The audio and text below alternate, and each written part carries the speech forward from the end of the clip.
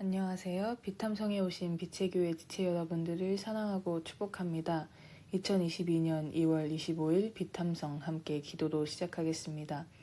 살아계신 하나님 아버지, 오늘도 당신의 말씀 앞에 섭니다. 우리를 위해 주신 이 말씀 온전히 알고 배우며 이 하루 이 말씀을 붙잡고 살아갈 수 있도록 해주세요. 감사합니다. 사랑합니다. 예수님의 이름으로 기도드립니다. 아멘. 오늘 우리가 함께 공부할 말씀은 어제에 이어서 욥기 31장 9절에서 40절의 말씀입니다. 오늘의 말씀 약간 길지만 차근차근 함께 공부해 보도록 하겠습니다. 오늘의 말씀은 욥이 자신의 삶이 어떠했는지 자신의 무죄함을 하나씩 밝혀가고 있는 부분입니다. 욥은 어떤 옳은 일을 하였고 어떤 죄악을 범하지 않았는지 함께 옆에 있는 표를 채워봅시다. 그럼 9절부터 시작하도록 하겠습니다. 9절에서 12절. 남의 아내를 탐내서 그 집 문 근처에 숨어 있으면서 그 여인을 범할 기회를 노렸다면 내 아내가 다른 남자의 노예가 되거나 다른 남자의 품에 안긴다 해도 나는 할 말이 없을 것이다. 남의 아내를 범하는 것은 사형 선고를 받아야 마땅한 범죄이다. 그것은 사람을 파멸시키는 불, 사람이 애써서 모은 재산을 다 태우는 불이다. 아멘. 이 부분은 바로 욥이 범하지 않았던 죄, 즉 간음의 죄를 이야기합니다. 욥은 간음하지 않았으며 그러한 마음도 품지 않았습니다. 13절에서 15절입니다. 내 남종이나 여종이 내게 탄원을 하여 올 때마다 나는 그들이 하는 말에 귀를 기울이고 공평하게 처리하였다. 그렇게 하지 않았더라면 내가 무슨 낯으로 하나님을 뵈며 하나님이 나를 심판하러 오실 때에 내가 무슨 말로 변명하겠는가. 나를 창조하신 바로 그 하나님이 내 종들도 창조하셨다. 아멘. 욥은 종들의 탄원마저 온 힘을 다하여 들어주고 공평하게 처리하는 사람이었습니다. 욥은 바로 사랑과 공정함을 보이는 사람이었죠. 그리고 그 이유는 하나님이 그들을 지으셨기 때문이라는 하나님에 대한 사랑의 마음이 가득 찬 것이었습니다. 16절에서 23절입니다. 가난한 사람이 도와달라고 할 때 나는 거절한 일이 없다. 앞길이 막막한 과부를 목본 채 한 일도 없다. 나는 배부르게 먹으면서 고아를 굶긴 일도 없다. 일찍부터 나는 고아를 내 아이처럼 길렀으며 철이 나서는 줄곧 과부들을 돌보았다. 너무나도 가난하여 옷도 걸치지 못하고 죽어가는 사람이나 덥고 잘 것이 없는 가난한 사람을 볼 때마다 내가 기른 양털을 깎아서 그것으로 옷을 만들어 그들에게 입혔다. 시린 허리를 따뜻하게 해주었더니 그들이 나를 진심으로 축복하곤 하였다. 내가 재판에서 이길 것이라고 생각하고 고아를 속이기라도 하였더라면 내 팔이 부러져도 할 말이 없다. 내 팔이 어깨축지에 빠져나와도 할 말이 없다. 하나님이 내리시는 심판이 얼마나 무서운지 잘 알고 있으므로 나는 차마 그런 파렴치한 짓은 할 수 없었다. 아멘. 16절에서 23절에서 욥은 작은 자들 그리고 어려운 사람들을 섬기는 사람이었습니다.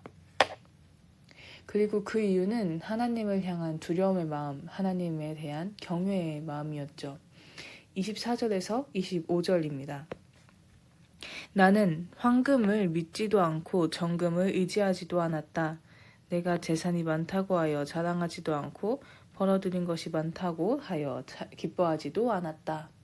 욥은 돈을 섬기지 않는 사람이었습니다. 26절에서 28절. 해가 찬란한 빛을 낸다고 하여 해를 섬기지도 않고 달이 밝고 아름답다고 하여 달을 섬기지도 않았다. 해와 달을 보고 그 장엄함과 아름다움에 반하여 그것에다가 절을 하는 사람이 있다. 해와 달을 경배하는 표시로 제 손에 입을 맞추기도 한다. 그러나 나는 그렇게 하지 않았다. 그런 일은 높이 계신 하나님을 부인하는 것이므로 벌로 사형을 받아도 마땅하다. 아멘. 26절 그리고 28절에서 욥은 우상 숭배하지 않는 사람이었습니다. 29절에서 30절 내 원수가 고통을 받는 것을 보고 나는 기뻐한 적이 없다. 원수가 재난을 당할 때에도 나는 기뻐하지 않았다. 나는 결코 원수들이 죽기를 바라는 기도를 하여 죄를 범한 적이 없다. 아멘. 욥은 미움의 마음을 가지지 않았습니다. 심지어 그의 원수들에게도 말이죠. 31절에서 32절입니다. 내 집에 일하는 사람은 모두 내가 언제나 나그네를 기꺼이 영접하는 것을 잘 알고 있다. 나는 나그네가 길거리에서 잠자도록 내버려 둔 적이 없으며 길손에게 집 문을 기꺼이 열어주지 않은 적도 없다. 아멘. 욥은 31절에서 32절에 보면은 바로 나그네를 영접하는 옳은 일을 하는 사람이었습니다. 33절입니다. 다른 사람들은 자기 죄를 감추려고 하지만 그러나 나는 내 허물을 아주 감추지 않았다. 아멘. 33절에서 욥은 자신의 죄도 온전히 고백할 수 있는 사람이었습니다. 정말 진실되고 교만하지 않은 사람입니다. 그리고 38절에서 40절에서 욥은 다시 한번 자신의 무죄함을 이야기합니다. 38절에서 40절 내가 가꾼 땅이 훔친 것이라면 땅 주인에게서 부당하게 빼앗은 것이라면 땅에서 나는 소산을 공짜로 먹으면서 곡식을 기른 농부를 굶겨 죽였다면 내 밭에서 밀 대신 찔레가 나거나 보리 대신 잡초가 돋아나더라도 나는 기꺼이 받겠다. 이것으로 욥의 말이 모두 끝났다. 아멘. 욥은 38절에서 40절에 보면은 도둑질하거나 부당한 이익을 취하지 않는 사람이었습니다. 여러분, 욥의 삶이 어떠했나요? 저는 이러한 욥의 삶을 보고 마태복음 22장 36절에서 40절의 말씀이 생각이 났습니다. 36절에서 40절 선생님, 율법 가운데 어느 계명이 중요합니까? 예수께서 그에게 말씀하셨다. 내 마음을 다하고 목숨을 다하고 내 뜻을 다하여 주 너의 하나님을 사랑하여라 하였으니 이것이 가장 중요하고 웃음 가는 계명이다. 둘째 계명도 이것과 같은데 내 이웃을 내 몸과 같이 사랑하여라 한 것이다. 이 두 계명이 온 율법과 예언서의 본뜻이 달려있다. 아멘. 욥의 삶은 정말 하나님을 사랑하고 이웃도 사랑하는 사람이었고 그런 삶을 사는 사람이었습니다. 즉 하나님의 말씀대로 살아가는 죄가 없는 것 같은 삶을 살았던 사람이 바로 욥이었죠.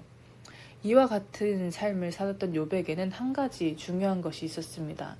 9절에서 40절까지 지금 읽던 와중에 빼었던 34절에서 47절을 한번 봤으면 좋겠습니다. 34에서 47절 사람들이 무슨 말로 나를 헛뜯든지 나는 그것을 전혀 두려워하지 않았다. 남에게서 비웃음을 받을까 하여 입을 다물거나 집안에서만 머무르거나 하지도 않았다. 내가 한 이 변명을 들어줄 사람이 없을까? 맹세코 나는 사실로만 말하였다. 이제는 전능하신 분께서 말씀하시는 대답을 듣고 싶다. 내 원수가 나를 고발하면서 뭐라고 말하였지? 내가 저지른 죄가를 기록한 소송장이라도 있어서 내가 읽어볼 수만 있다면? 나는 그것을 자랑스럽게 어깨에 메고 다니고 그것을 왕관처럼 머리에 얹고 다니겠다. 나는 내가 한 모든 일을 그분께 낱낱이 말씀드리고 나서 그분 앞에 떳떳이 서겠다. 아멘. 바로 욥은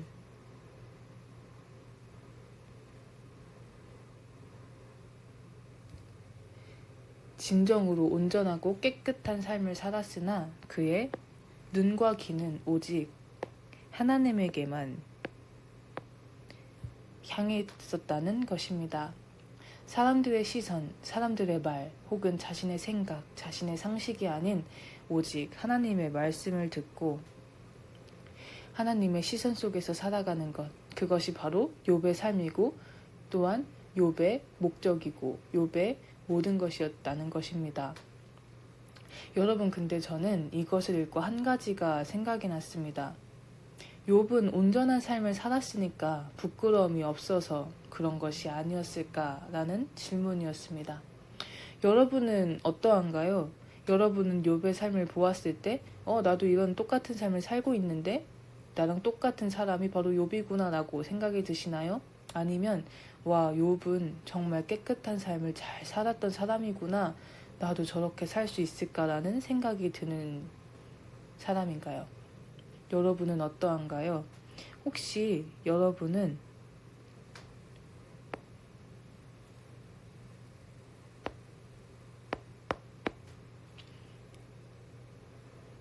제가 여러분을 짓누르고 나에게 있는 죄악들로 인해 예수님께서 나를 미워하시고 나를 받아주시지 않으면 어쩌지라는 생각 혹시 하셔본 적이 있으신가요?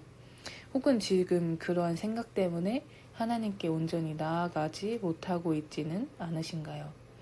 여러분 그러한 생각을 하신다면, 그리고 후에 이런 생각을 하신다면 땅만 쳐다보며 우리의 죄만 쳐다보며 한숨 쉬시지 말고 고개를 들고 십자가를 한번 바라보시기 바랍니다.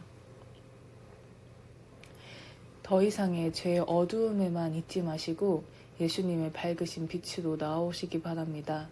여러분, 예수님께서는 더럽고 추악한 우리에게 오셨고 온몸을 찢으셨고 우리의 죄를 사하신 분이십니다.